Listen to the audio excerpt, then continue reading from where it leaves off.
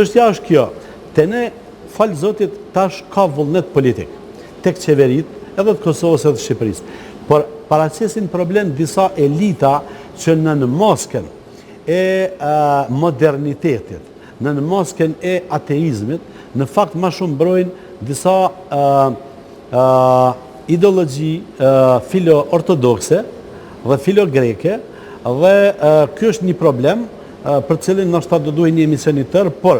e kanë mërin një pikë, në cilën jenë kompromentu me këtë përpjekjet për të sulmu vazhdimisht islamin perandorin osmane, pa qka se në anën tjetër gjithmonë amnestojnë krimet që ka bërë Greqia ose krimet që ka bërë Serbia, dhe kjo është diçka që besoj që në të ardhmen edhe ata vetë do ta kuptojnë që ma nuk mund të mbahet ky pozicioni pa moral. Po të shikohet historia e krimeve, të zamë ne ende nuk kemi marë satisfakcion as shkencor, as politik, as moral, të zamë për krimet që ka bërë në 100 vitet e fundit, të zamë vetëm Serbia ndaj shqiptarëve dhe Greqia ndaj shqiptarëve. Ne ende nuk kemi marë satisfakcionin për gjenocidin në Qamëri, për shkakun. Ne ende nuk kemi marë satisfakcionin për pastrimin etnik të krejt rajonit Vranjës edhe të Nishit nga Serbia,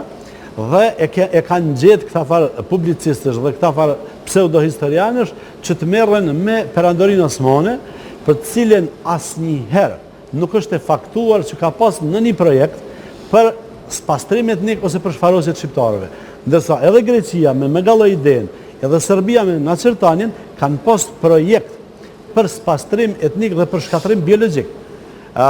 Fundit e kemi pa memorandumin e viteve të 80 Akademi Shkencave dhe kemi par edhe luftën e Miloševićit në vitet 98-99, kanë qenë brenda projektit për shkatrimin biologjik shqiptarëve. Dhe në vend që ne të krijojmë një hierarki të prioriteteve, të merremi me këtë histori, të merremi me përpjekjet për ta ndriçuar këtë histori,